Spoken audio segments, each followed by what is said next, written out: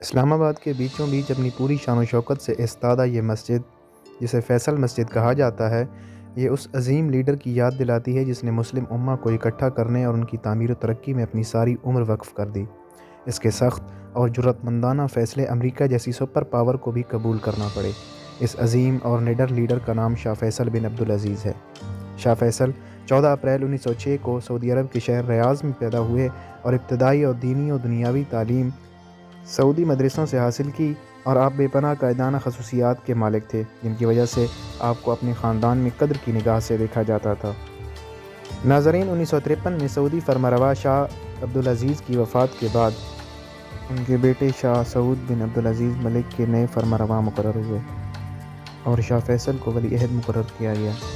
کچھ عرصہ بعد وزراء کی کونسل کے صدر بھی بن گئے۔ شاہ سعود کے دور بادشاہت میں وہ بدستور مجاز کے گورنر اور وزیر خارجہ بھی رہے۔ بطور وزیر خارجہ شاہ فیصل نے اپنی ذمہ داریوں کو احسن طریقے سے نبھایا اور مسلم امہ اور عربوں کے اتحاد کے لیے کوشاں رہے۔ انہوں نے اتحاد بین المسلمین کے لیے کئی مسلم ممالک کے دورے بھی کیے اور باہمی ہم آہنگی کے کئی معاہدے بھی طے کیے۔ 1964 میں وزراء کی کونسل نے جب سعودی بادشاہ شاہ سعود بن عبدالعزیز کو معزول کیا تو شاہ فیصل ملک کے نئے بادشاہ بن گئے۔ ان کے دور بادشاہت میں سعودی عرب ترقی کے راستے پر گامزن ہوا، تعلیم کو مفت کر دیا گیا، نئے اسکول، کالجز اور یونیورسٹیز کا قیام عمل میں لایا گیا، ملک میں فیکٹریز اور ملیں لگائی گئیں، فولاد سازی کی پہلی صنعت سعودی عرب میں اپنے عروج پر پہنچ گئی۔ شاہ فیصل صرف اپنی قوم کی ترقی کے خواہاں نہیں تھے بلکہ وہ مسلم امہ کو بھی درپیش مسائل سے چھٹکارا دلانا چاہتے تھے۔ ناظرین، یہ واقعہ ہے 1969 کے تپتے دنوں کا، جب قبلہ اول مسجد اقصیٰ میں آگ کے شعلے بلند ہوئے جس سے تمام مسلم دنیا میں غم و غصہ کی لہر دوڑ گئی۔ ادھر مسلم حکمرانوں نے بھی ایسے معاملات پر سنجیدگی سے سوچنے کی ضرورت محسوس کی جس کے لیے ایک اجتماعی پلیٹ فارم کی ضرورت تھی، اور اس کے بعد اسی ضرورت کے پیش نظر ستمبر 1969 میں سوڈان کے شہر خرطوم میں تمام مسلم ممالک کے حکمرانوں کا اجلاس بلایا گیا، جس کے نتیجہ میں OIC کا قیام عمل میں لایا گیا۔ بلا شبہ اس کاوش میں سب شریک تھے، لیکن اس تنظیم کے روح رواں سعودی بادشاہ اور فرمانروا شاہ فیصل تھے۔ اسی طرح کی کئی اور مثالیں بھی ملتی ہیں جن میں شاہ فیصل نے مسلم ممالک کے مختلف طریقوں سے مدد کی۔ 1967 کی عرب اسرائیل جنگ میں سعودی عرب نے مصر، شام، اردن کی مدد کی۔ جنگ کے نتیجہ میں مصر کے ہونے والے سارے نقصان کا ازالہ سعودی عرب نے کیا۔ اگست 1966 میں ترکی گئے اور پہلے عرب حکمران بن گئے جنہوں نے ترکی کا دورہ کیا۔ اس دورہ کے نتیجہ میں ترکوں اور عربوں کے درمیان چلی آ رہی صدیوں کی نفرت کا خاتمہ ہوا اور ان دو ممالک کے درمیان دوستی کا آغاز ہوا۔ ناظرین، پاکستان کے ساتھ بھی سعودی عرب کے تعلقات بہت ہی اچھے رہے، اگرچہ ان کی شروعات 1951 میں شاہ سعود کے دور سے ہوئیں، البتہ ان کو فروغ شاہ فیصل کے دور میں ملا۔ 1974 میں OIC کا دوسرا سربراہی اجلاس شاہ فیصل کی ہی کاوشوں کی وجہ سے لاہور میں منعقد ہوا۔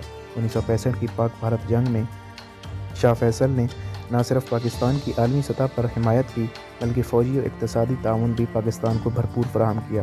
سعودی عرب ان ممالک میں شامل ہے جنہوں نے عالمی اور سرکاری سطح پر مسئلہ کشمیر پر پاکستان کے موقف کی بھرپور حمایت کی۔ 1967 میں پاکستان اور سعودی عرب کے درمیان فوجی تعاون کا معاہدہ ہوا۔ اپریل 1966 میں شاہ فیصل اپنے دور اقتدار میں پہلی مرتبہ پاکستان تشریف لائے۔ ان کے اس دورے میں سعودی عرب اور پاکستان کے مابین کئی طرح کے معاہدے ہوئے۔ ان کے اس دور کو تاریخی بنانے کے لیے پاکستان کے شہر لائل پور کا نام تبدیل کر کے فیصل آباد رکھا گیا اور اسلام آباد میں ان کی یاد میں ایک مسجد تعمیر کی گئی جسے فیصل مسجد کا نام دیا گیا، جسے سیاح دنیا بھر سے دیکھنے کے لیے پاکستان آتے ہیں۔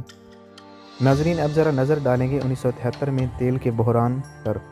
اکتوبر 1973 میں عرب اسرائیل جنگ چھڑ گئی۔ اسرائیل کی شکست یقینی نظر آ رہی تھی، مگر جلد ہی اسرائیل کو امریکہ کی پشت پناہی مل گئی، جس سے اسرائیل یہ ہاری ہوئی جنگ جیتنے میں کامیاب ہو گیا، اور شاہ فیصل نے دیگر عرب ممالک کے ساتھ مل کر اسرائیل کی جنگ میں پشت پناہی کرنے والے ممالک امریکہ اور مغربی ممالک کو تیل کی سپلائی بند کر دی، جس کی وجہ سے تیل کا بحران پیدا ہو گیا اور جسے 20ویں صدی کا سب سے بڑا تیل کا بحران کہا جاتا ہے۔ کئی لوگوں کے نزدیک یہ بحران ہی شاید شاہ فیصل کی شہادت کا سبب بنا، کیونکہ یہ سراسر امریکی مفادات کے خلاف تھا، لہٰذا امریکہ نے شاہ فیصل کو مستقبل میں اپنے لیے خطرہ سمجھتے ہوئے انہیں راستے سے ہٹانے کا فیصلہ کیا۔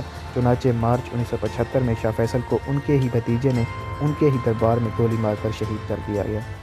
دعا ہے کہ اللہ پاک ان کو جنت الفردوس میں اعلیٰ مقام عطا فرمائے۔ انا للہ و انا الیہ راجعون۔ ناظرین، اگر آپ کو ہماری یہ چھوٹی سی کاوش پسند آئی ہو تو ہمارے چینل کو سبسکرائب کر کے ہماری حوصلہ افزائی کریں اور نیچے کمنٹ سیکشن میں اپنی قیمتی آراء سے ضرور آگاہ کریں۔